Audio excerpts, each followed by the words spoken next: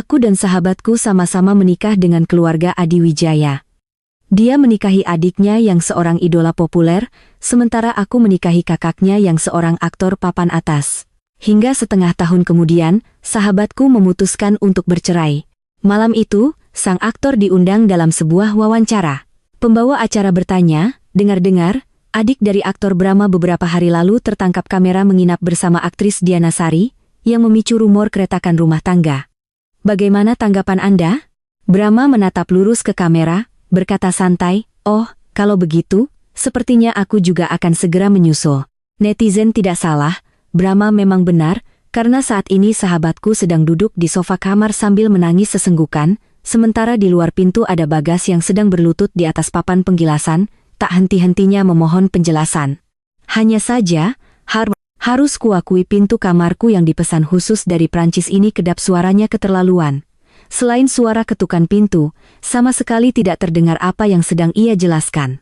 Sahabatku, Kirana, menatap video di layar ponselnya, adegan Bagas masuk ke kamar hotel bersama seorang aktris dan menghabiskan malam bersama, sambil menggertakkan giginya. Cerai, harus cerai. Aku turut prihatin padanya. Si brengsek Bagas ini memang pantas mati. Dulu kukira dia tulus mencintai Kirana, hubungan mereka bahkan terbilang manis. Bagas mengejar Kirana lebih dari setahun hingga membuatnya luluh. Setelah menikah, perlakuannya pada Kirana juga tidak buruk. Tapi sekarang kalau dipikir-pikir, dia hanyalah seorang playboy kaya raya. Kirana menatapku dengan mata berkaca-kaca. "Kamu mau cerai juga?" Dia tahu aku dan Brahma sudah menikah setengah tahun, tapi Brahma setiap hari sibuk syuting, pulang hanya beberapa bulan sekali, bahkan di malam pertama pun dia tidak menyentuhku. Semua orang bilang di hati Brahma, ada sosok cinta pertama yang tak terlupakan yang sudah meninggal. Meskipun tidak ada yang pernah bertemu orang itu, hanya legenda di kalangan industri hiburan, tapi jika wanita itu belum mati, dengan karakter Brahma, tidak akan pernah ada giliranku. Dulu aku tidak percaya, mengandalkan statusku sebagai nona besar keluarga Prasetyo, aku berinisiatif mengajukan perjodohan bisnis dengannya. Selain karena tergila-gila dengan wajah tampannya yang brengsek itu, juga karena sahabatku, Kirana, sudah menikah dengan adiknya, Bagas. Kata Kirana, kalau menikah dengan keluarga yang sama, seandainya dapat mertua jahat, setidaknya ada teman untuk melawannya. Berkat makomblang sahabatku, Brahma pun tidak menolak, siapa sangka setelah menikah dia sama sekali tidak menyentuhku. Awalnya kukira dia punya masalah kejantanan, aku diam-diam membawanya ke klinik andrologi untuk diperiksa. Tak disangka, wajah Brahma langsung menggelap, menarikku dan berbalik pergi. Sekarang kalau dipikir-pikir, itu semua hanya karena dia ingin menjaga kesuciannya untuk cinta pertamanya itu. Cih, lulusan sekolah elit, dengan wajah seperti itu, bahu lebar, pinggang ramping, dan bokong kencang, tapi tidak boleh disentuh. Memangnya mau menggoda siapa? Kalau memang mau menjaga kesucian, kenapa setuju menikah? Aku menggertakkan gigi menatap Kirana, kalau kamu cerai, aku juga cerai. Kirana menyeka air matanya. Oke, hari ini aku, besok kamu. Kalau bersamaan terlalu mencolok, ucapannya ada benarnya, aku langsung setuju. Oke. Setelah berdiskusi, Kirana membuka pintu dan langsung melihat Bagas yang masih berlutut di luar. Dia setahun lebih muda dari Kirana, wajahnya memang sudah tipe anak anjing yang penurut, sekarang dengan mata yang basah, terlihat semakin tampan. Sayang, aku bisa jelaskan. Kirana tertawa. Sudah terlambat. Air mataku sudah kering. Seorang pria hanya bisa membuatku menangis sekali. Minta maaf. Kau semalaman di hotel bersamanya, di lantai bahkan ada bungkus kondom. Kau masih mau menjelaskan? Siapa yang mau dengar penjelasanmu, hah? Cerai. Selesai bicara, Kirana mengangkat dagunya tinggi-tinggi, melangkah menuruni tangga dengan sepatu hak 7 cm-nya. Aura itu, aku sudah mengenalnya selama 10 tahun, ini pertama kalinya aku melihatnya sekeren itu. Sementara Bagas, wajahnya langsung pucat pasi. Aku diam-diam mengacungkan jempol pada sahabatku, sambil iseng mengambil foto punggungnya dengan ponsel. Setelah diedit, aku mengirimkannya. Dia cepat membalas, "Gimana, keren kan kakak? Si brengsek itu pasti tersiksa banget kan? Mukanya pucat kan? Bahkan hal ini pun bisa ia tebak." Aku baru mau membalas pesannya. Saat itu aku melihat di sudut tangga lantai 1, si brengsek itu sedang bersembunyi sambil memegang ponsel dengan ekspresi sangat puas, Sama sekali tidak terlihat seperti orang yang baru saja patah hati karena cinta. Memang sahabat baikku, mentalnya benar-benar kuat dan luar biasa.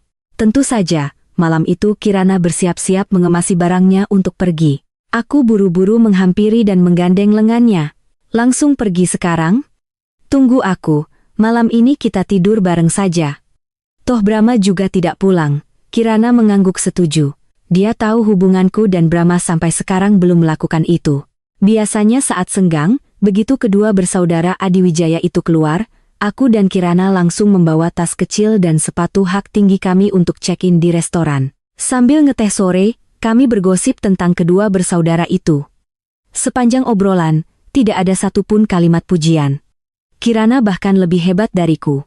Sesampainya di rumah, dia masih bisa berpura-pura sangat mencintai Bagas. Menanyainya dengan penuh perhatian, sambil iseng mencari tahu berapa penghasilannya dari iklan bulan ini. Alhasil, Bagas tentu saja terbujuk hingga patuh seperti anak anjing, terpancing sampai mulutnya menganga, kedua tangannya menyerahkan kartu gajinya. Sementara aku hanya bisa berdiri di samping, diam-diam melihat dengan iri. Sampai ketika Brahma sedikit mengerutkan kening dan ikut memberikan kartu gajinya padaku, barulah aku tersenyum menatapnya.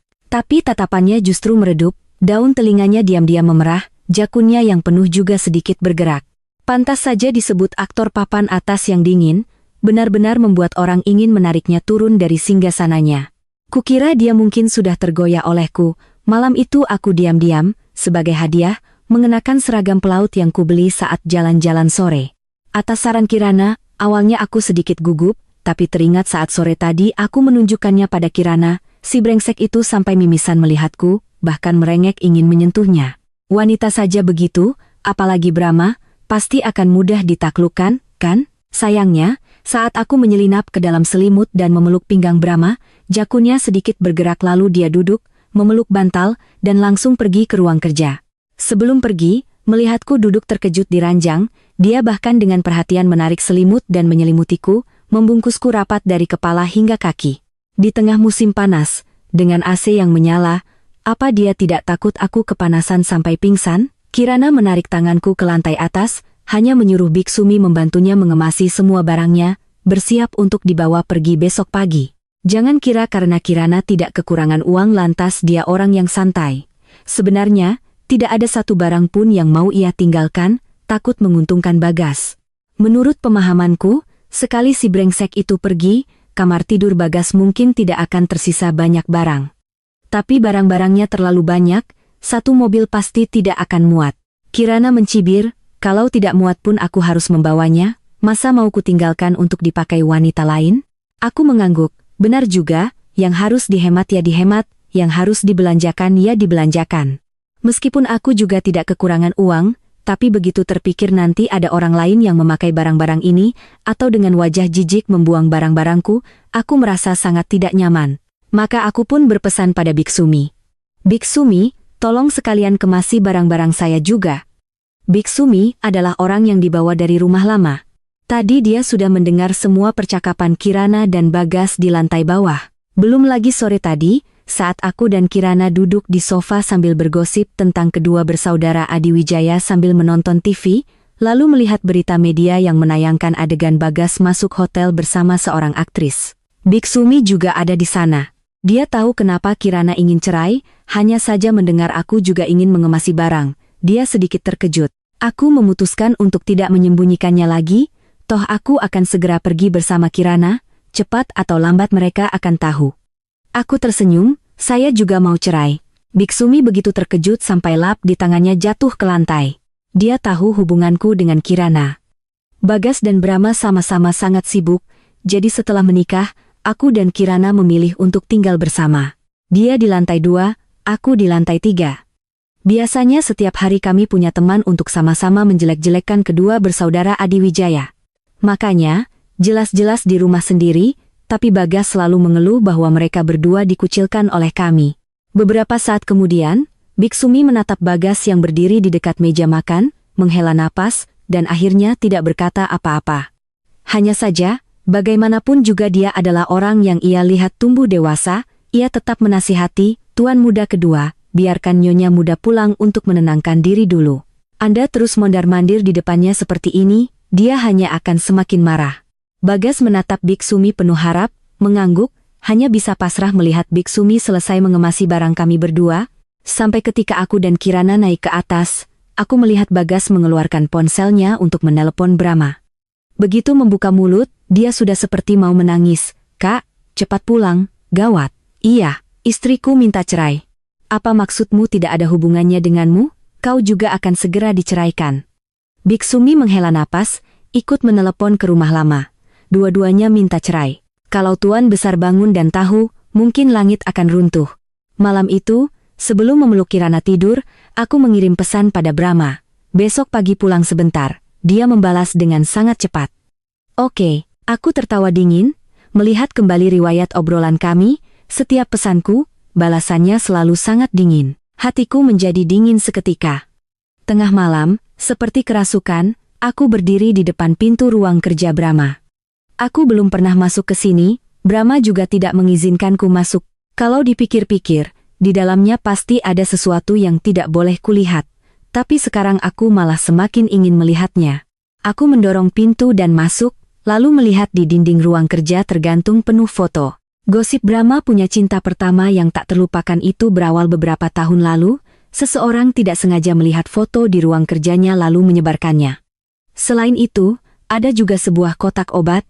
Tepat saat aku hendak melangkah untuk melihatnya, Kirana memanggilku dari luar pintu, jadi aku terpaksa berbalik pergi. Keesokan paginya, saat aku dan Kirana membawa barang-barang turun, kedua bersaudara Adiwijaya sudah duduk menunggu di sofa.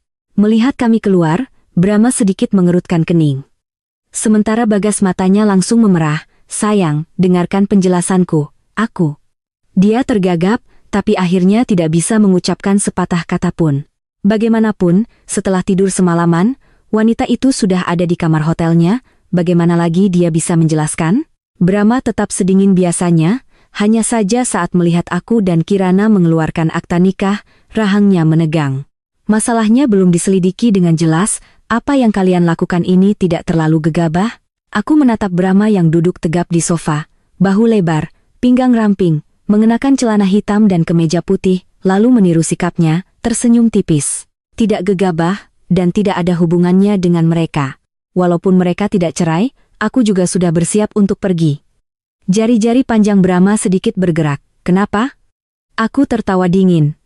Sudah tidak cinta lagi. Aku menyukai Brahma, hampir seluruh kalangan ini tahu. Setelah menikah, awalnya aku masih sering memposting foto-foto yang berhubungan dengan Brahma di media sosial, bahkan membagikan link film barunya. Bahkan setelah pemutaran perdana film Brahma, aku mengundang semua teman dalam daftar kontakku untuk menonton. Aku melihat mata Brahma sedikit bergetar, dia mengatupkan bibirnya menatapku. Harus seperti ini? Aku mengangguk. Aku adalah nona besar keluarga Prasetyo, bersama Brahma sebenarnya adalah perjodohan yang sepadan, apalagi aku anak tunggal, sejak kecil dimanja, menjadi penggemar setia yang mengejar Brahma selama setengah tahun, itu sudah cukup. Di sisi lain, di hadapan ketidaksabaran Kirana, Bagas masih tergagap, tidak bisa memberikan penjelasan yang jelas, hanya saja wajahnya pucat pasi menakutkan. Aku tahu Kirana tidak setegar kelihatannya, tapi sifatnya yang meledak-ledak, dia tidak akan pernah bisa menerima Bagas melakukan hal seperti itu dan mereka tetap bersama. Saat Bagas dan Brahma tiba di villa, sopir keluargaku sudah memindahkan semua barang kami ke mobil. Tepat saat suasana menjadi hening, di luar pintu tiba-tiba sebuah Maybach hitam berhenti. Yang masuk adalah Ibu Bagas, yang juga ibu mertuaku dan Kirana. Dia yang biasanya selalu berias rapi, berpenampilan elegan, dan penuh pesona, saat ini hanya mengenakan gaun tidur sutra dan berlari masuk, suaranya pun bergetar. Kalian berdua mau cerai? Wajahnya yang cantik dan halus penuh keheranan, seolah sama sekali tidak bisa menerima kenyataan ini. Wajar saja, bangun tidur dan kedua menantunya minta cerai, siapapun tidak akan bisa tenang. Dia terlihat seperti langit akan runtuh. Hanya saja, dia adalah ibu tiri, Bagas baru anak kandungnya. Jadi urusan antara aku dan Brahma tentu saja dia tidak bisa ikut campur. Sementara alasan Kirana minta cerai, dia lebih tahu dari siapapun. Bagaimanapun, masalah ini sudah heboh se-Jakarta. Semua orang tahu Bagas menghabiskan semalam bersama aktris itu. Seorang pria dan wanita bersama seperti itu, kalau dibilang tidak terjadi apa-apa, Sama sekali tidak ada yang percaya. Apalagi ada petugas kebersihan yang mengungkapkan bahwa di kamar ada kondom bekas pakai, semakin mengkonfirmasi hal itu. Kondisi keluarga Kirana tidak buruk, tapi dibandingkan keluarga Adiwijaya masih belum bisa dibilang menonjol. Awalnya keluarga Adiwijaya tidak setuju Bagas menikahinya, tapi tidak tahan melihat putranya menderita. Melihat Bagas mogok makan dan menangis, akhirnya mereka dengan terpaksa mengangguk setuju. Tentu saja dia juga tidak menyukaiku. Melihat sifat Kirana yang meledak-ledak, sudah bisa ditebak aku juga bukan tipe gadis penurut, sejak dulu terkenal angkuh dan keras kepala. Hanya saja aku adalah nona besar keluarga Prasetyo, dengan Brahma adalah perjodohan sepadan, dan dia adalah ibu tiri, jadi tidak bisa banyak berkomentar padaku. Maka dia beralih menasihati Kirana dengan kening berkerut. Apa yang kamu lakukan ini sangat berpengaruh pada Bagas. Anak tante bekerja di luar, tidak bisa dihindari ada acara sosial. Kalau mabuk, hal-hal yang terjadi juga bukan kehendaknya. Lagi pula di dunia hiburan ini, mana ada pria yang benar-benar bersih. Jalani saja, sedikit berkompromi sudahlah. Dia hendak melanjutkan, bagaimanapun juga sudah menikah, cerai akan merugikan karir Bagas. Tapi Bagas di sampingnya setelah melihat Kirana tertawa dingin, tiba-tiba menggeram, mengangkat kepalanya dan berkata dengan sedih, "Ma, jangan bicara lagi, ini salahku." Aku pun ikut menimpali di sampingnya. Kompromi? Mama, Tante Sumi, kalau Tante memang selapang dada itu, kenapa bulan lalu sekretaris wanita Papa dipecat? Kenapa harus kompromi? Sahabatku punya paras, punya body, punya uang. Siapa yang mau jadi kura-kura ninja yang sabar di keluarga kalian? Kirana menggenggam tanganku, tertawa dingin. Berpengaruh besar pada pekerjaannya, aku bahkan belum menuntut kompensasi darinya. 2 tahun masa mudaku benar-benar sia-sia. Kami berdua saling bersahutan. Ibu Bagas hampir mati karena marah. Untungnya Biksumi yang menonton dari samping buru-buru maju menekan titik akupresur di bawah hidungnya. Wanita yang terbiasa menjadi nyonya besar itu, saat ini tergeletak tak berdaya di lantai, beberapa detik kemudian baru perlahan membuka matanya. Kalian. Bagus, bukankah kalian mau cerai? Kalau begitu cerai saja. Kami berdua mengangkat bahu, serempak berkata, apa kami butuh Anda banyak bicara? Kami sudah dewasa. Cerai atau tidak apa hubungannya dengan orang tua? Kami berdua tidak percaya, masa berdua tidak bisa mengatasi satu orang? Saat mengangkat kepala hendak pergi, aku sepertinya melihat ada senyum di mata Brahma. Sialan, sesenang itukah? Semakin dipikirkan semakin marah, aku menghentakkan sepatu hak tinggiku dan naik ke mobil. Kirana yang kutarik hampir terjatuh. Pelan-pelan, aku tahu kamu buru-buru. Tapi jangan tergesa-gesa begitu. Setelah meninggalkan rumah keluarga Adiwijaya, aku menceritakan singkat soal perceraian. Ibuku meskipun sedikit menyayangkan, bagaimanapun setiap Brahma pulang dari perjalanan dinas, selalu membawakan hadiah untuk mereka. Selama ini beliau mengira kami hidup harmonis, tidak menyangka akan secepat ini bercerai, tapi beliau tidak pernah memaksaku. Beliau hanya menyuruhku beristirahat di rumah untuk sementara waktu. Suasana hati Kirana sedang tidak baik, dia pun ikut pindah ke rumahku. Ibuku sudah lama mengenalnya, lalu bertanya, Kirana, dengar-dengar belakangan ini kamu mau kerja sama dengan Dira buka kafe, ya? Kirana melihatku mengedipkan mata, barulah dia sadar. Iya, Tante. Apa? Ibuku ragu-ragu, dia bilang mau investasi 200 juta. Seberapa besar skala kafe yang mau kalian buka? Kirana, aku juga tidak berdaya. Siapa suruh aku menemukan ternyata banyak sekali barang yang kubawa pulang adalah hadiah dari Brahma. Tidak mungkin aku tebal muka mengambil keuntungan darinya, kan? Tentu saja harus dikembalikan. Tapi kalau dijual di pasar loak, harganya akan turun banyak. Apalagi kalau sampai Brahma melihatku harus menjual barang-barang bekas, mau ditaruh di mana mukaku, ibuku menatap kami dengan wajah dingin. 4 miliar rupiah untuk buka kafe? Kalian mau mengakuisisi seluruh jaringan kafe global? Kirana melotot padaku, aku terpaksa mencari cara mendorong ibuku keluar. Kirana marah sampai hampir mencekikku. 4 miliar rupiah itu? Kalau 200 juta aku masih bisa bantu kamu mengarang cerita. Ini 4 miliar. Saat kami sedang bercanda, ponselku berdering. Telepon dari ayah Brahma. Adira, malam ini datang ke rumah lama, ya? Ajak Kirana juga, beliau tahu hubungan kami. Setelah menutup telepon, aku menerima telepon dari Brahma. Dira, kalau kamu tidak mau datang, tidak usah. Aku akan menyelesaikannya. Aku menolak, Bagaimanapun ini adalah pernikahan bisnis, memang masih ada beberapa hal yang belum tuntas. Saat aku dan Kirana tiba di rumah lama, Bagas dan Brahma sudah menunggu di depan pintu. Masuk ke dalam, hanya terlihat pecahan porselen berserakan di lantai. Tuan besar keluarga Adiwijaya menatap kami, "Adira, kalian bersikeras mau cerai? Satu keluarga cerai dua pasang, apa takut orang luar belum cukup banyak bergosip?" Aku tertawa terbahak-bahak, entah bagaimana kedua bersaudara Adiwijaya ini dibesarkan, semuanya aneh. Kuberitahu kalian, kalau sudah cerai, reputasi kalian para wanita hanya akan semakin hancur. Brahma memotong ucapannya, berjalan ke hadapanku, "Dira, aku antar kamu pulang." Tadinya datang untuk berbicara baik-baik, tapi sekarang sepertinya tidak ada lagi yang perlu dibicarakan. Kirana masih ada urusan pribadi dengan Bagas, jadi mereka berdua pergi lebih dulu dengan mobil. Aku tidak punya mobil, hanya bisa setuju ikut dengan Brahma. Masa mau berdiri di sini terus? Ibu Bagas tiba-tiba tertawa di belakangku. "Adira Prasetyo, selamat ya, akhirnya bisa lepas dari orang gila." Pupil mataku sedikit menyempit. "Itu juga karena dia mau melepaskanmu, anggap saja kamu beruntung." Brahma langsung mendorongnya, menatapku dengan panik. Aku berkata datar, sudah tidak ada hubungannya denganku lagi, tentu saja aku tidak akan termakan hasutannya. Bukankah dia hanya ingin melihatku marah lalu memanfaatkan keluarga Prasetyo untuk berurusan dengan Brahma? Tapi bagaimanapun keadaan Brahma, kami sudah bercerai. Masalah keluarga Adiwijaya sudah lama ku ketahui.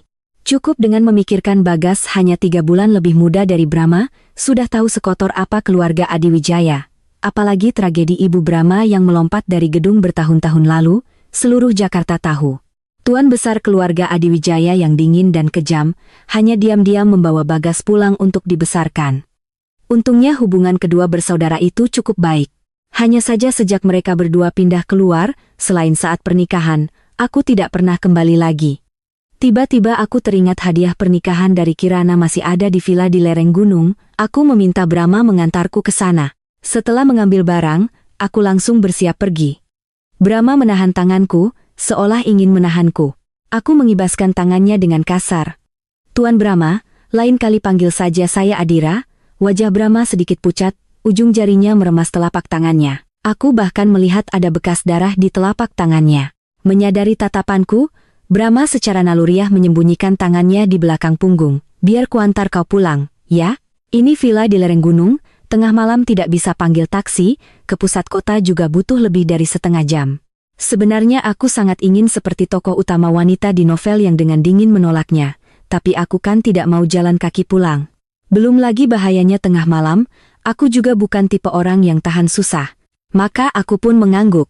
Di mata Brahma terbersit sekelumit kegembiraan, seolah dia sudah menduga aku akan setuju. Detik berikutnya, dia berkata dengan gugup, "Bolehkah aku ke toilet sebentar?" Aku melihat Brahma yang seperti ini, sangat berbeda dari citra dingin dan berkelasnya sehari-hari. Entah kenapa hatiku sedikit melunak. "Boleh." Begitu aku selesai bicara, Brahma menatapku sekilas lalu buru-buru masuk ke toilet. Saat keluar, ujung jarinya sedikit basah. Setelah naik mobil, aku diam-diam melihat keluar jendela. Pemandangan di sini sangat bagus, bahkan bisa melihat beberapa kunang-kunang yang berkelip-kelip. Saat mobil melewati lampu jalan yang redup, aku melihat pantulan Brahma yang sedang menyetir di kaca jendela. Dia sesekali melirikku. Aku menoleh. Dia langsung mengalihkan pandangannya. Mungkin karena ketahuan sedang melirik, daun telinganya sedikit memerah. Entah kenapa aku jadi sedikit tertarik. "Tadi kamu melihatku?" Alisnya sedikit bergetar, dia mengiyakan dengan pelan. Aku tertawa kecil. "Sialan, menikah beberapa bulan saja tidak berani melihatku. Sudah mau cerai malah melihat-lihat, waktu aku pakai seragam pelaut, kau tidak mau melirik sama sekali, sekarang malah pasang tampang penuh perasaan, kenapa melihatku?" Tanyaku lagi. Brahma hampir secara refleks menjawab, "Dira sangat cantik." Selesai bicara, dia kembali mengatupkan bibirnya rapat-rapat. Aku langsung kehilangan minat, tidak mau bertanya lagi. Di mata Brahma terbersit sedikit penyesalan, dia juga tidak bicara lagi. Sampai mobil berhenti di depan rumahku, barulah dia bersuara, "Sudah sampai." Aku mengangguk, tetap mengucapkan terima kasih padanya, lalu berbalik dan langsung masuk ke gerbang. Hari sudah sangat larut, orang tuaku sudah lama beristirahat. Di rumah hanya tersisa satu lampu kuning yang hangat. Hatiku terasa sedikit hangat. Aku naik ke atas untuk berendam di bak mandi. Saat mengganti gaun tidur sutra 2 potong dan keluar, aku berjalan ke meja rias. Lalu melihat di bawah, Maybach hitam itu belum juga pergi, masih terparkir di tempat yang sama. Tangan Brahma yang jenjang dan ramping diletakkan di kaca jendela mobil, di antara kedua jarinya terselip sebatang rokok. Di pergelangan tangannya yang putih dan kurus, terpasang sebuah jam tangan dengan dial biru tua. Aku teringat, sepertinya itu adalah jam yang kupesan khusus untuk Brahma tidak lama setelah menikah saat jalan-jalan dengan Kirana. Saat menerima hadiah, dia hanya berkata terima kasih dengan dingin, sepertinya tidak terlalu suka. Tapi keesokan harinya aku menerima 1 set perhiasan berlian biru, harganya membuat orang tercengang. Waktu itu Kirana masih berkomentar, Brahma meskipun dingin setidaknya seorang konglomerat, sangat royal. Dan jam tangan itu sepertinya Brahma pakai setiap hari. Tiba-tiba di kepalaku terlintas sebuah pikiran gila, tapi dengan cepat ku tepis. Kalau memang menyukaiku, dia tidak akan sedingin itu padaku. Mungkin yang dia suka hanya jam tangannya saja. Brahma mengangkat kepalanya, tatapannya menembus kaca jendela dan jatuh padaku, lalu sedikit panik mematikan rokoknya. Aku tidak melihatnya lagi, menutup tirai, semuanya kembali seperti biasa, hanya tersisa kurang dari 10 hari lagi masa mediasi sebelum perceraian berakhir. Aku dan Kirana janjian jalan-jalan. Saat duduk di restoran, Kirana seperti biasa dengan bersemangat berkata, aku ceritain ya. Bagas dia. Suaranya tiba-tiba berhenti. Dulu kami memang sering sambil ngeteh sore bergosip tentang kedua bersaudara Adiwijaya. Kirana terdiam sejenak. Ayo, kita ke bar saja. Asal ganti pacar secepat kilat, tak akan ada sakit hati, yang ada hanya cinta baru. Aku teringat pagi ini, ponselku baru saja memberitakan Bagas dan aktris Diana Sari kembali tertangkap paparazzi sedang bersama, jadi aku mengangguk. Berbeda denganku, aku dan Brahma baru kenal setengah tahun, menikah pun baru beberapa bulan. Tapi Bagas dan Kirana sudah bersama lebih dari setahun. Mulut Kirana bilang tidak suka berondong, lebih suka pria dewasa, tapi biasanya setiap ucapannya selalu tentang Bagas. Aku tahu hatinya tidak nyaman, jadi aku menemaninya menggila sejenak. Melihat Kirana yang mengangkat tangan menari-nari di lautan alkohol dan lampu, teringat penampilannya yang selalu ceria, barulah aku bisa sedikit bernapas lega. Aku tidak bisa menari di bar, bukan tidak mau, tapi karena tangan dan kakiku tidak bisa berkoordinasi. Kata Kirana, kalau aku benar-benar turun menari, anggap saja kami tidak saling kenal. Untungnya aku memang tidak terlalu tertarik dengan hal-hal seperti ini. Aku diam-diam memesan segelas minuman, duduk di sofa memperhatikan. Kirana yang memang sudah berpenampilan mencolok, tak lama kemudian sudah ada yang mendekatinya, tipenya pun persis seperti Bagas, terlihat masih sangat muda.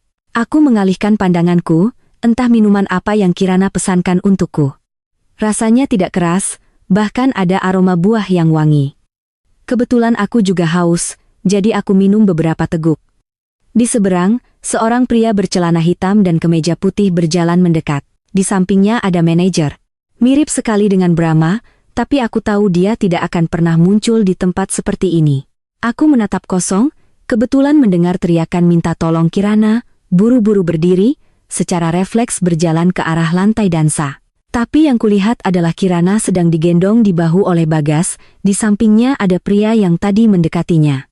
Sepertinya dia sedang bertengkar dengan Bagas. Di kepalaku hanya ada Kirana, secara naluriah aku melangkah maju, tapi pandanganku semakin kabur, lalu aku terjatuh. Detik terakhir sebelum pingsan, aku hanya merasakan ada tangan hangat di pinggangku bersamaan dengan sebuah panggilan pelan. Dira. Aku terbangun oleh suara klakson mobil. Begitu membuka mata, aku melihat Brahma dengan wajah dingin dan tajam menatap mobil di depan yang terus membunyikan klakson, mungkin menyadari aku sudah sadar. Brahma menoleh, aku menatapnya dengan bingung. Lampu jalan menerangi bagian dalam mobil. Aku melihat hidungnya yang mancung, rahangnya yang tegas, dan sedikit ke bawah, jakunnya yang penuh dan bulat. Merasakan tatapanku tertuju padanya, jakunnya sedikit bergerak. Tiba-tiba aku merasa mulut dan tenggorokanku kering, begitu mengangkat kepala, aku melihat di bawah rambut hitamnya yang menjuntai, mata sipit Brahma membawa sedikit kekhawatiran. Dira, kamu sudah sadar? Tidak apa-apa. Aku sama sekali tidak mendengar apa yang dia katakan. Di mataku hanya tersisa bibirnya yang indah itu sedang membuka dan menutup. Apa yang dia katakan? Mulut itu kelihatannya enak sekali untuk dicium. Melihat ekspresiku yang linglung, Brahma mengerutkan kening, menginjak gas sedikit lebih cepat. Saat berhenti di lampu merah, dia kembali melirikku. Akhirnya aku tidak tahan lagi, mengulurkan tangan, melakukan gerakan seperti kera mengambil bulan. Sebagai pembaca setia novel dewasa, aku tahu betul itu adalah sesuatu yang sangat enak. Jakun Brahma kembali bergerak, matanya meredup. Melihatku menatapnya dengan tatapan polos, urat di punggung tangannya sedikit menonjol, lalu dia menahan diri, meraih tanganku, dan meletakkannya di pahaku. Aku sedikit tidak senang, kembali mengulurkan tangan. Kali ini Brahma dengan cepat menangkapnya. Di belakang sudah ada mobil yang mengklakson. Urat di pelipisnya berkedut, suaranya serak dan rendah. "Dira, jangan nakal." Selesai bicara, dia melepaskan tanganku, dengan cepat melonggarkan dasi di lehernya, lalu dengan hati-hati mengikatkan dasi hitam itu di tanganku. Brahma menghela napas lega sampai mobil berhenti di bawah apartemen keluarga Adiwijaya. Dia membuka pintu mobil, turun, lalu menggendongku keluar dari kursi penumpang. Saat diletakkan di tempat tidur, kesadaranku sudah sedikit kembali. Merasakan Brahma melepaskan sepatu hak tinggiku, lalu menyelimutiku, tiba-tiba aku merasa kesal. Bagaimanapun juga aku ini seorang primadona, masa aku tidak punya daya tarik sama sekali? Pengaruh alkohol kembali naik, aku langsung menindih Brahma, tubuhnya menegang, ujung jarinya sedikit gemetar, bahkan suaranya pun berusaha ditahan. "Dira, jangan begini." Aku tertawa kecil. "Mas, jangan bagaimana?"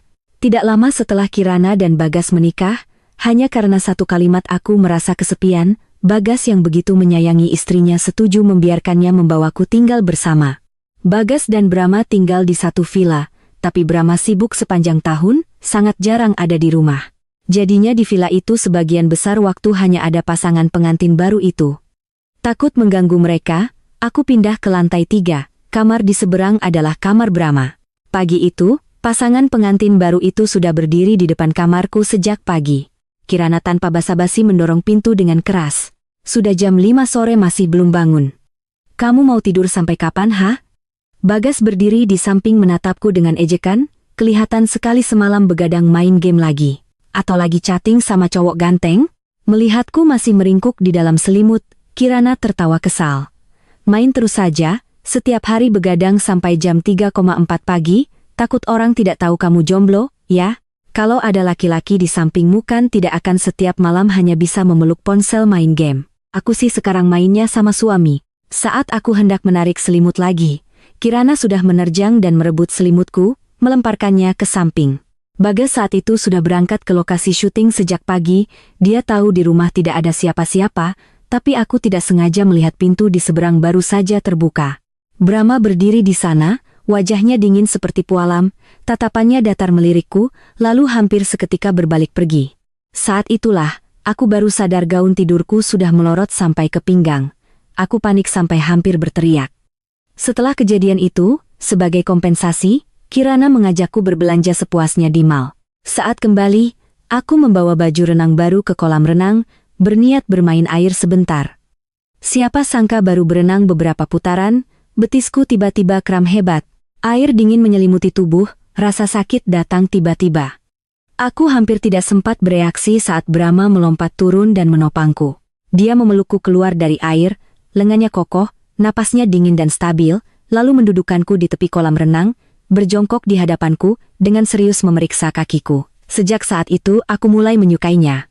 Brahma benar-benar sangat tampan, bukan hanya sekadar ketampanan fisik, tapi juga aura dingin dan jauh seperti bunga di puncak gunung, semakin sulit dijangkau, semakin membuat orang ingin memetiknya. Dia membawa kesan dingin yang sangat jelas, dan semakin dingin, semakin membuat orang lain berhasrat ingin melihatnya kehilangan kendali. Setelah tahu aku menyukai Brahma, Kirana tentu saja berusaha keras menjodohkan kami. Tidak lama kemudian, dia meminta Bagas bertanya pada Brahma apakah bersedia untuk menikah atau tidak. Awalnya, Brahma menolak, tapi entah kenapa kemudian dia setuju, hanya saja setelah menikah, pernikahan itu jauh lebih dingin dari yang kubayangkan. Jangankan dipeluk, ciuman sungguhan pun aku tidak pernah dapat. Sekarang, kami akan segera bercerai. Sudah sampai di titik ini, di dalam hatiku tiba-tiba muncul sebuah pikiran yang keras kepala dan gila. Bagaimanapun juga sudah sampai di akhir, ada beberapa hal yang jika terlewatkan akan sangat disayangkan. Terutama saat dia semakin menunjukkan sisi rapuhnya yang tertahan, Aku semakin ingin melihatnya benar-benar kehilangan ketenangannya. Saat bibirku menyentuh bibirnya, aku dan Brahma sama-sama terdiam. Momen itu singkat, tapi cukup untuk membuatku merasakan dengan jelas kekakuan di tubuhnya. Bibirnya terkatup rapat, ujung jarinya pun bergetar sangat pelan. Aku yang tidak punya pengalaman, hanya mengandalkan sedikit kenekatan untuk meraba-raba, mencoba dengan canggung. Beberapa saat kemudian, Brahma seolah tidak tahan lagi, dan sedikit membuka bibirnya. Matanya meredup, napasnya pun ikut menjadi tidak teratur. Saat itu, tiba-tiba aku merasa takut, seolah aku baru saja tidak sengaja menyentuh seutas tali yang sudah terlalu lama ditarik kencang, hanya butuh sedikit lagi untuk putus. Aku baru saja hendak mundur, tapi dia sudah menahanku. Tangannya diletakkan di belakang leherku, tidak membiarkanku lari lagi. Segera setelah itu, dia membalikkan badan dan menindihku di ranjang. Napas kami saling beradu. Ciuman kali ini sudah benar-benar berbeda dari awal, bukan lagi penjajakan yang canggung, melainkan emosi yang sudah terlalu lama terpendam, akhirnya menemukan tempat untuk diluapkan. Aku diciumnya sampai pusing. Dia seperti orang yang baru saja mencicipi sesuatu yang selama ini dipaksanya untuk tidak disentuh. Semakin lama dia menahan diri, semakin sulit baginya untuk berhenti sekarang. Napas panas yang menyapu kulit membuat punggungku bergetar hebat. Aku yang masih memiliki sedikit kesadaran untuk melawan, entah sejak kapan seluruh tubuhku sudah melemas. Brahma tertawa pelan, tawa yang sangat rendah, sangat ringan, namun membawa nuansa bahaya yang aneh. Tapi tak lama kemudian, yang tertawa justru aku. Aku tertawa sampai bahuku bergetar. Di bawah cahaya lampu, kedua mata Brahma sudah memerah, tatapannya jarang sekali menunjukkan kebingungan dan kegelisahan yang begitu jelas. Dira. Suaranya serak, terdengar canggung sekaligus tak berdaya. Aku sama sekali tidak menyangka akan ada saatnya dia menunjukkan sisi seperti ini. Pria yang selalu dingin, tenang seolah tidak ada yang bisa membuatnya kehilangan kendali, saat ini justru canggung sampai membuatku geli sekaligus luluh. Ada satu momen, ekspresinya bahkan menunjukkan sedikit rasa jijik pada dirinya sendiri. Seolah hanya karena sedikit ketidaksiapan, dia sudah mulai menyalahkan dirinya. Maka hatiku pun melunak sepenuhnya. Aku meraih tangannya, dengan lembut menuntunnya sedikit demi sedikit. Matanya langsung berbinar, seperti seseorang yang tersesat di malam yang gelap, akhirnya melihat satu-satunya cahaya. Brahma mulai berusaha menyenangkanku dengan cara yang canggung namun serius. Dia jelas tidak berpengalaman tapi begitu fokus hingga membuat orang terharu. Setiap gerakannya hati-hati, seolah dia sedang berhadapan dengan hal paling berharga di dunia. Sisi polos seorang pria berusia lebih dari 20 tahun yang muncul padanya sama sekali tidak membuat orang tertawa, sebaliknya justru membuat jantungku berdebar. Dia seperti sedang belajar cara membuatku bahagia, belajar agar aku lebih menyukainya sedikit lagi. Di luar jendela, cahaya bulan begitu lembut. Di dalam kamar, waktu seolah melambat. Sangat lama kemudian, barulah aku dengan sedikit isakan dan gemetar, berbisik, "Sudah." Brahma langsung berhenti. Dia tidak berkata apa-apa, hanya diam-diam menggendongku, langsung membawaku ke kamar mandi. Aku diletakkan dengan hati-hati seolah takut menyakitiku. Tapi dalam jarak sedekat ini, aku masih bisa merasakan dengan jelas tubuhnya belum benar-benar tenang. Kesabaran itu terlalu jelas, begitu jelas hingga aku tidak bisa menahan diri untuk menatapnya lebih lama. Dia sedikit menunduk, jakunnya bergerak, di telapak tangannya ada busa sabun mandi yang putih dan lembut. "Kamu lelah." Hanya satu kalimat. Tiba-tiba hatiku terasa luluh, dia jelas masih menahan diri. Jelas sekali jika aku menjangguk, dia tidak akan lagi menjaga jarak seperti itu. Tapi dia tetap berhenti karena aku lelah, karena aku baru saja mengatakan satu kalimat. Aku menatap pria di hadapanku, di dahinya masih ada lapisan keringat tipis, bulu matanya yang lentik menunduk, seluruh tubuhnya seolah sedang menahan gejolak emosi di dalam hatinya. Entah kenapa aku merasa kasihan padanya. Maka aku sedikit mengangkat tubuh, berinisiatif memeluk lehernya. Jarak di antara kami langsung terpangkas habis. Aku berbisik di telinganya, sebuah kalimat yang sangat pelan. Brahma menatapku, matanya yang sudah dalam kini semakin dalam, seolah seluruh emosi yang terpendam terpicu oleh kalimat itu. Detik berikutnya, dia menggendongku masuk ke dalam bak mandi, air beriak pelan, sisanya tenggelam dalam malam yang lembut dan napas kami yang tidak teratur. Saat aku terbangun, hari sudah sore. Brahma sudah tidak ada lagi. Kamar yang semalam berantakan kini sudah dibersihkan hingga tidak ada setitik debu pun. Tidak ada yang bisa melihat bahwa semalam di tempat ini pernah terjadi luapan emosi yang tak terkendali. Tubuhku masih sedikit pegal. Kemarin saat pergi, aku sudah membawa semua barangku, alhasil sekarang bahkan tidak ada satu set baju ganti. Pakaian yang kukenakan semalam sepertinya sudah disingkirkan, dan kalaupun masih ada, aku juga tidak mau memakainya lagi. Bagaimanapun, semalam aku baru saja minum-minum, dan pergi ke bar. Membuka lemari pakaian Brahma, isinya masih sama monotonnya seperti dulu, celana panjang, kemeja, tersusun rapi dan dingin seperti orangnya. Selain itu hanya ada beberapa set piyama sutra. Aku mengambil satu set, celananya sama sekali tidak muat, akhirnya aku hanya bisa memakai atasan piyama sutra hitamnya. Kerahnya sedikit longgar, aku pun mengambil pakaian dalam Brahma lagi. Meskipun bajunya sangat panjang, tapi tidak mungkin aku keluar begitu saja. Saat itu, ponselku bergetar, pesan dari Kirana. Dia dan Bagas sedang di hotel, di bawah sepi, bahkan Biksumi pun tidak terlihat. Aku memanggil nama Brahma, tapi tidak ada yang menjawab. Saat melewati ruang kerja, tiba-tiba aku melihat pintunya sedikit terbuka. Saat itulah, aku teringat kembali saat aku tidak sengaja melihat satu dinding penuh foto di ruangan ini. Kali ini aku melihat dengan jelas, di dinding semuanya adalah fotoku. Kamu takut? Di belakangku terdengar suara Brahma yang dingin dan serak seolah sudah lama terpendam.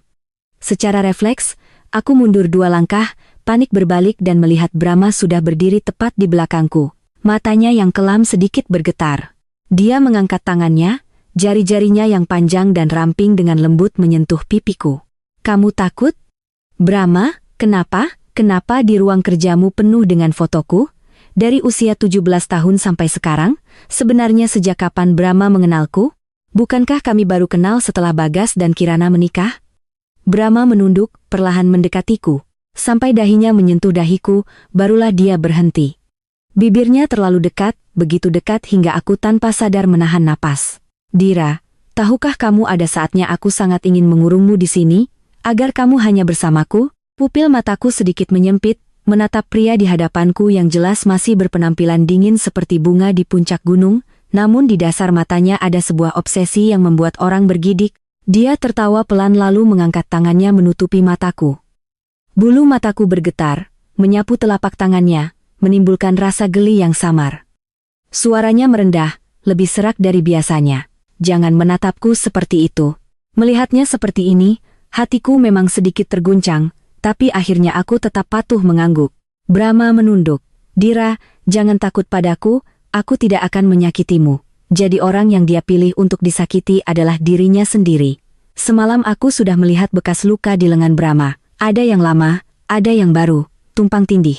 Aku melihat ke arah meja kerja, kotak obat yang pernah ada di sana kini sudah hilang. Hampir seketika, aku mengerti kenapa Brahma selalu masuk ke ruangan ini.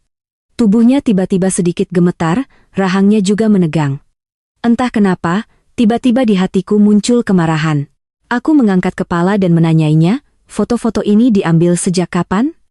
Brahma menatapku tapi tiba-tiba terdiam, sama persis seperti sikapnya sehari-hari. Aku tertawa datar, tiba-tiba merasa kehilangan minat, sepertinya tidak perlu tahu lagi. Aku baru saja hendak berbalik pergi, di mata Brahma terbersit sekelumit kepanikan. Dia langsung menahan pergelangan tanganku. Dira. Dia mengatupkan bibirnya rapat-rapat, tatapannya terkunci padaku. Sejak kamu berumur 17 tahun. Dulu namaku Banyu, baru kemudian ku ganti menjadi Brahma. Aku melotot padanya, siapa yang peduli dulu namamu apa? Tapi saat itu, di kepalaku tiba-tiba muncul sebuah kenangan yang samar. Saat aku berumur 17 tahun, teman sebangkuku bernama Banyu. Dalam ingatanku, rambutnya agak panjang, hampir menutupi alis dan matanya. Tubuhnya tinggi tapi sangat kurus, seolah hembusan angin sedikit lebih kencang bisa membuatnya goyah. Dia selalu menjadi tipe orang yang hampir tidak terlihat, sangat pendiam. Meskipun nilainya selalu yang tertinggi di kelas, dia tetap terpisah dari yang lain, tidak bergaul, dan tidak pernah berinisiatif masuk ke dunia orang lain. Sementara aku, saat senggang tidak ada kerjaan, sering tertidur di meja. Banyu sangat pendiam. Setiap kali aku tertidur lelap, aku bisa mencium aroma sabun yang samar dari tubuhnya, bersih, dingin, sama seperti orangnya. Setiap kali aku berinisiatif mengajaknya bicara, dia hanya menjawab dengan sangat datar, tapi entah kenapa selalu memancarkan ketegangan yang jelas. Di antara kami seolah ada 2 garis paralel, jelas duduk sangat dekat tapi tidak pernah ada titik temu. Saat itu aku baru kenal Kirana, setiap hari kami berdua lengket.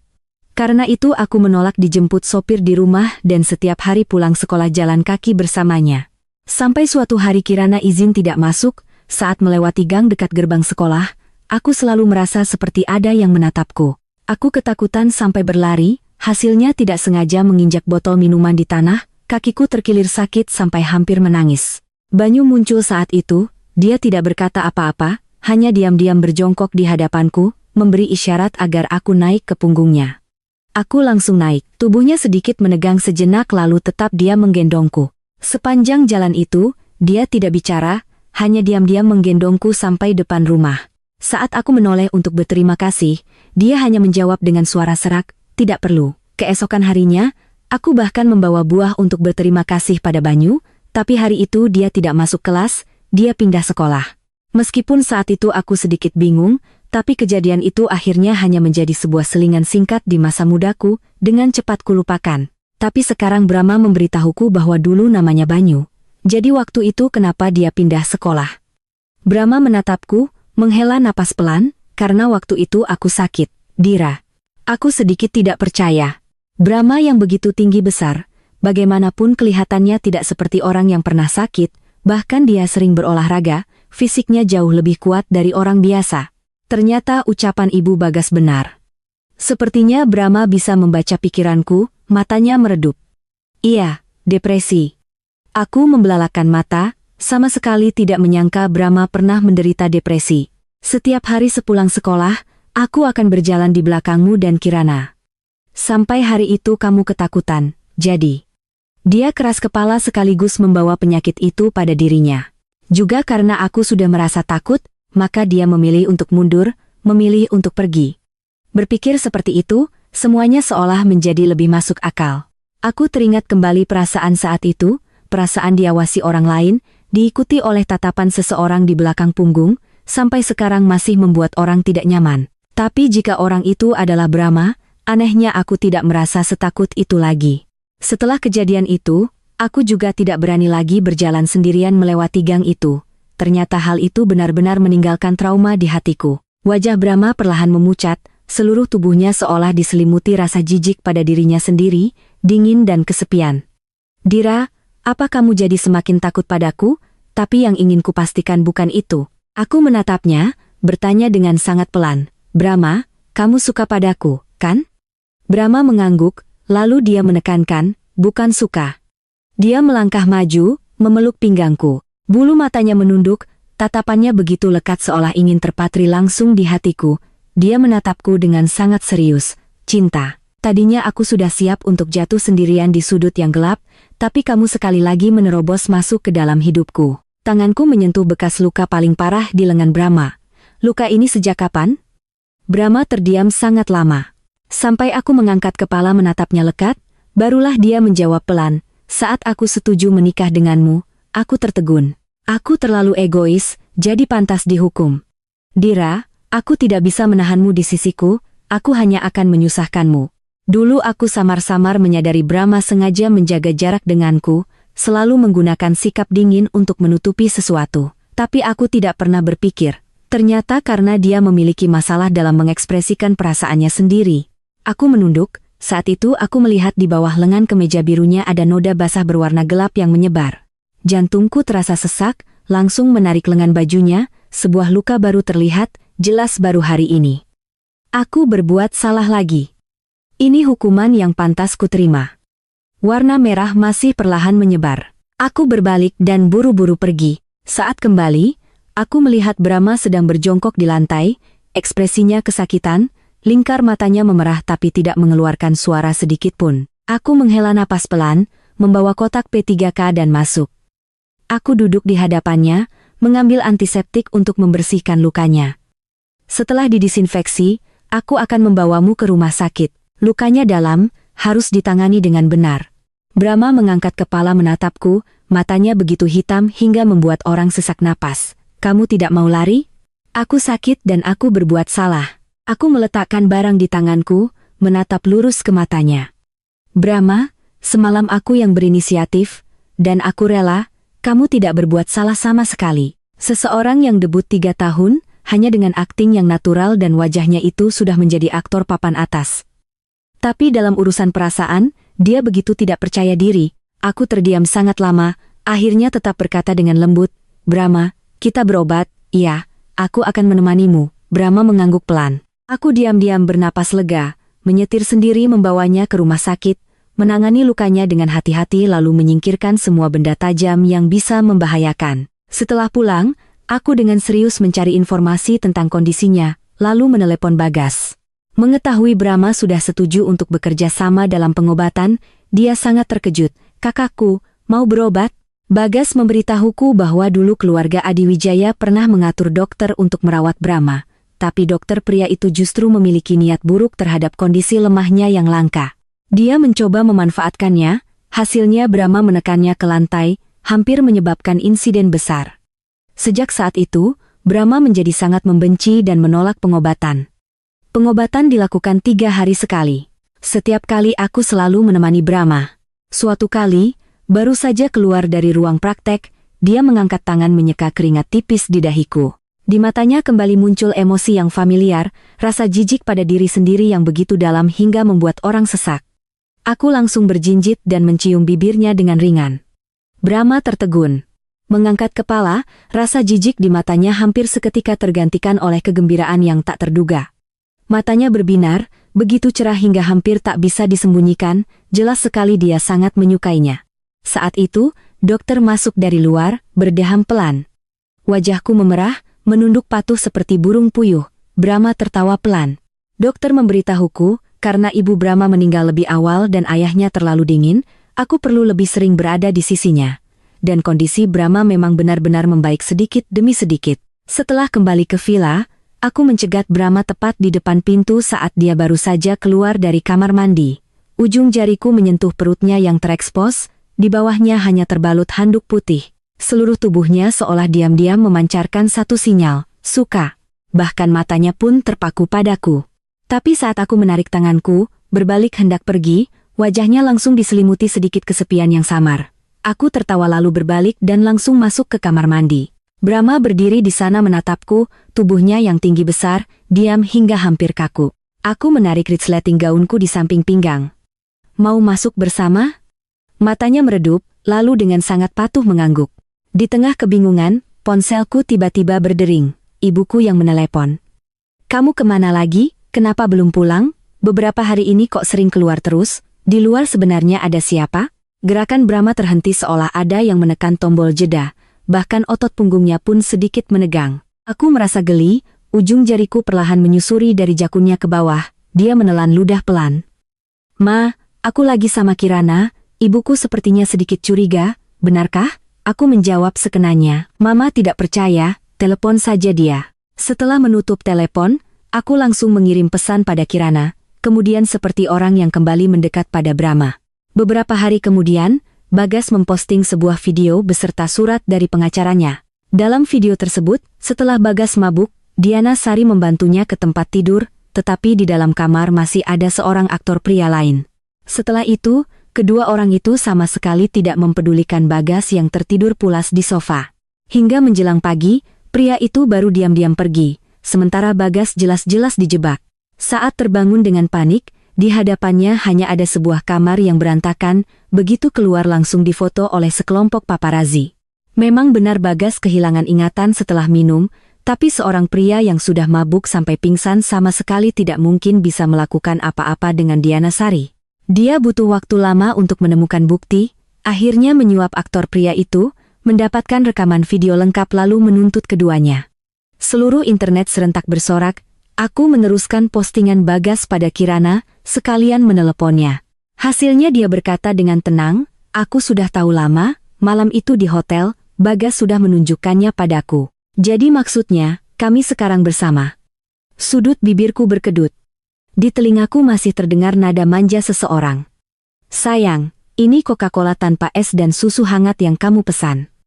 "Cukup sudah, aku hanya bisa dengan tenang mengingatkannya.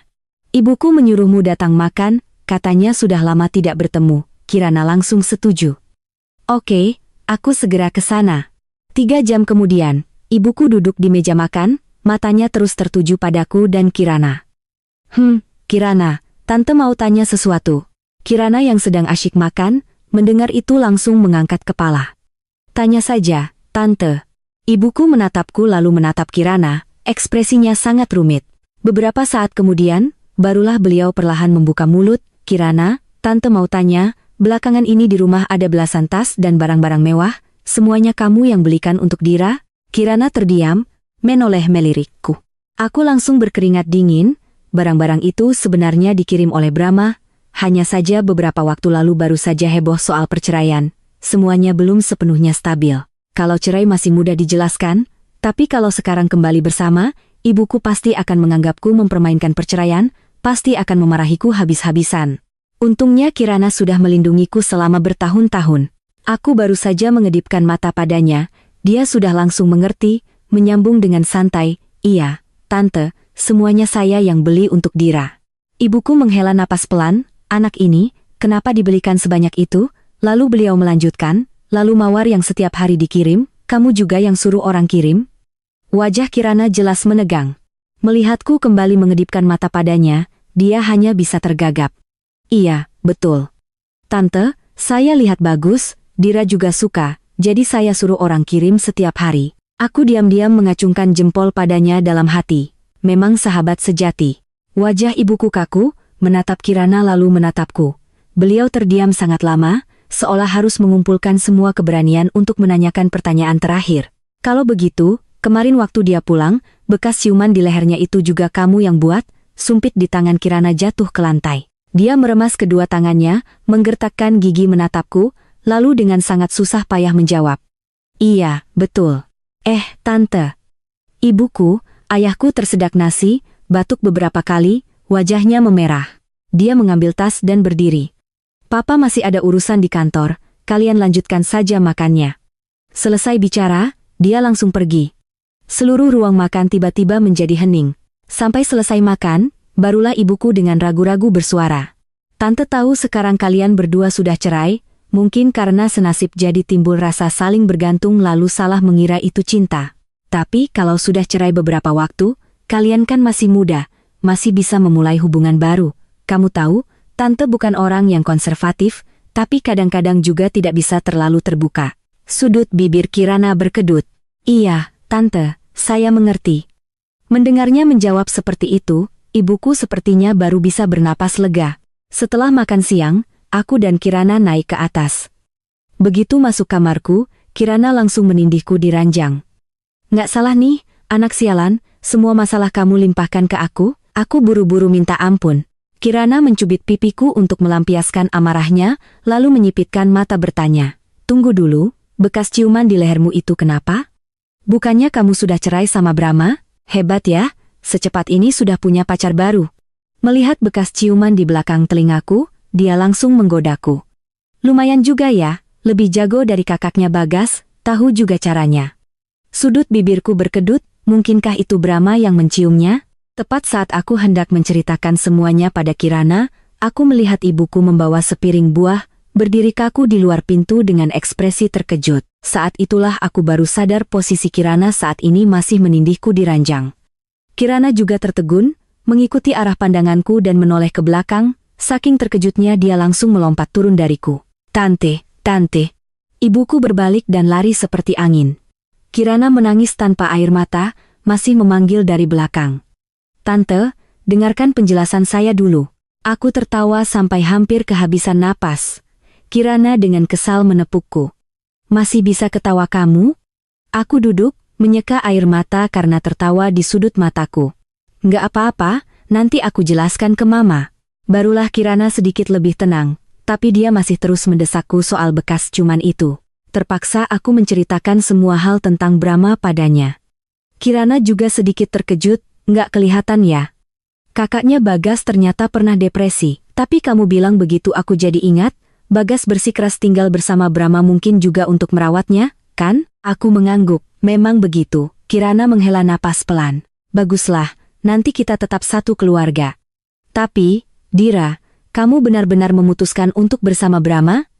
Depresi mungkin akan memengaruhi masa depanmu. Nanti kamu harus selalu merawatnya, Apa tidak akan sangat lelah?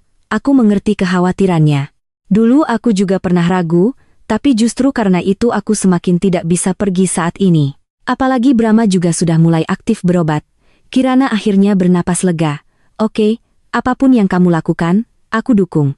Gugatan cerai tentu saja sudah ditarik sejak awal. Kali ini Kirana dan Bagas tidak pindah kembali ke sini. Kata Bagas, kakak sekarang tidak mau melihatku.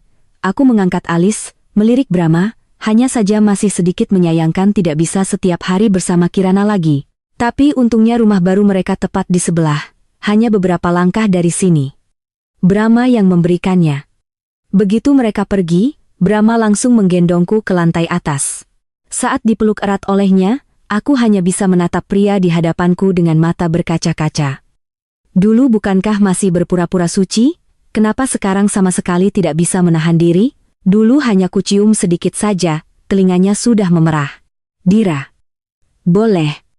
Pakaianku sudah hampir dilepas semua olehnya, baru sekarang bertanya.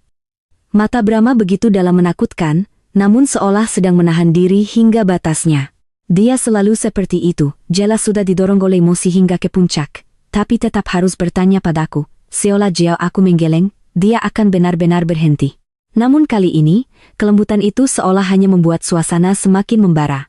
Di luar jendela, cahaya bulan begitu terang, suara jangkrik bersahutan di malam musim panas.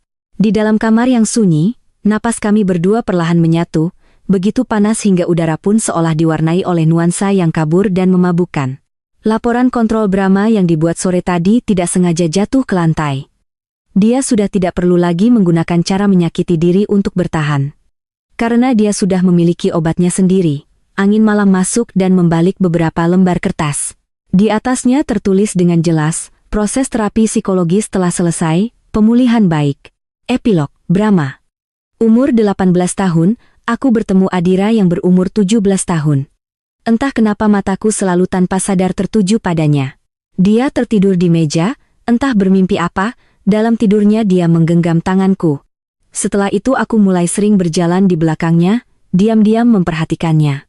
Dia ketakutan dan terluka, aku tahu aku salah. Aku tahu aku menakutinya, karena itu aku memilih pergi, hanya berani diam-diam mengawasinya dari jauh, tidak berani muncul di hadapannya lagi. Hingga hari pernikahan Bagas dan Kirana, aku sekali lagi melihatnya dalam balutan gaun pendamping pengantin. Hanya satu lirikan, aku hampir tidak bisa mengendalikan diri. Aku bersembunyi di ruang kerja yang gelap, menggunakan rasa sakit untuk menghukum diriku sendiri. Tidak boleh memiliki pikiran yang tidak pantas terhadap Adira. Kemudian dia pindah ke sini.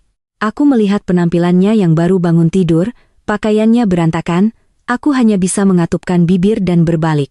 Namun mataku selalu tanpa sadar mengikutinya. Kemudian Bagas bertanya apakah aku mau menikah dengan keluarga Prasetyo. Aku menolak, tapi tengah malam, aku kembali mencari Bagas. Mungkin aku benar-benar tidak tahan godaan untuk menjadi pasangan Adira. Setelah mengatakan itu, aku menyesal. Tapi meskipun di hatiku muncul begitu banyak rasa bersalah, aku tetap tidak bisa mundur. Aku tahu aku menjijikkan, aku tidak pantas untuk Adira. Aku tidak berani membiarkan keserakahanku bertambah besar. Karena itu aku terbiasa menggunakan rasa sakit untuk menghukum diriku sendiri. Adira tidak tahu. Tadinya sebulan setelah pernikahan Bagas, aku sudah berniat untuk diam-diam meninggalkan dunia ini. Tapi dia muncul seperti seberkas cahaya, sekali lagi menyinariku. Aku tahu aku tidak bisa menyusahkannya, jadi aku tidak berani menyentuhnya. Tapi aku juga tahu perbuatanku tidak adil baginya. Saat dia mengajukan cerai, aku sakit hati sampai hampir tidak bisa bernapas. Tapi aku tidak bisa menahannya di sisiku. Hanya saja rasa bersalah itu terus menyebar di hatiku. Saat Adira berinisiatif membutuhkanku, aku begitu senang hingga tak bisa menyembunyikannya. Setidaknya itu membuktikan bahwa aku juga orang yang dibutuhkannya. Setelah tahu ayahku selingkuh, ibuku menggunakan cara paling kejam untuk menghukum dirinya sendiri. Dia melompat, dan aku hanya bisa berdiri melihat. Seolah saat itu, semua suara di dunia menghilang. Sejak saat itu, selain hari pernikahanku dengan Adira, aku tidak pernah kembali ke rumah lama lagi. Waktu itu dia memanggil Adira, aku mengkhawatirkannya, jadi aku tetap ikut. Dan itu adalah saat terakhir Adira menemukan rahasiaku. Kukira dia pasti akan membenciku, tapi dia tidak pergi. Mungkin dari awal hingga akhir, hanya aku yang terlalu pengecut. Kemudian, bulanku tidak membenciku, dia jatuh ke dalam pelukanku dan sejak saat itu, tidak pernah pergi lagi.